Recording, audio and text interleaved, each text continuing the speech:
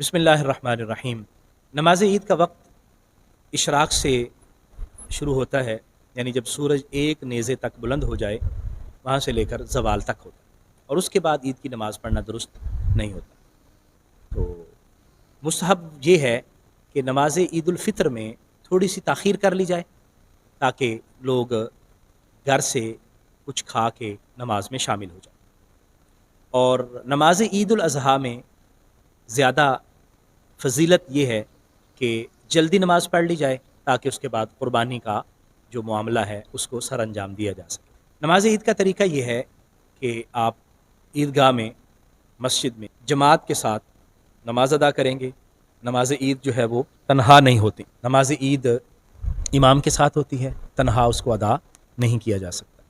इसका तरीका ये है कि 2 रकत नमाज ईद उल फ़ितर या ईद उल अज़हा ये वाजिब होती है, और नीयत के अंदर आप इसको शामिल करें और जहन में रखें, और नीयत में भी याद रखिए कि ज़ुबान से कह लेना मुस्तहब है वगरना ज़रूरी नहीं है। नीयत असल में दिल के इरादे का नाम। तो 2 रकत नमाज ईद, नमाज ईद उल फ़ितर या ईद उल अज़हा हो, और 6-7 ज़ायद तकबीरों के, यानी उसमें 6 तकबीरें जो है वो इजाफ़ी कही जाती हैं। 3 तकबीरें पहली रकत में और 3 तकबीरें दूसरी रकत में। तरीक़ा ये है कि जब नमाज शुरू हो जाए और इमाम साहब अल्लाहु अकबर कहकर नमाज शुरू कर दें तो पहले सुबहानकल्लाह यानी सना पढ़ेंगे, और फिर उसके बाद 3 मरतबा हाथ उठाकर यानी रफ़ा यदैन करते हुए तकबीरात कही जाएंगी, और जब तीसरी तकबीर कही जाएगी तो हाथ बांध लिए जाएंगे।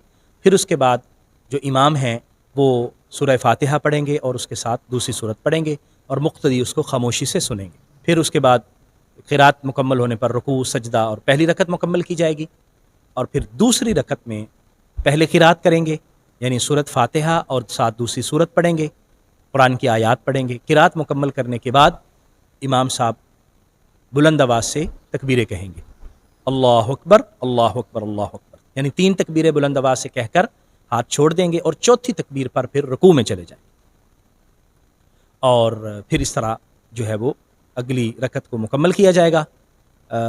फिर सलाम फेरने के बाद इमाम साहब खुतबा ईद इरशाद फरमाएंगे, और फिर उसके बाद दुआए खैर की जाए।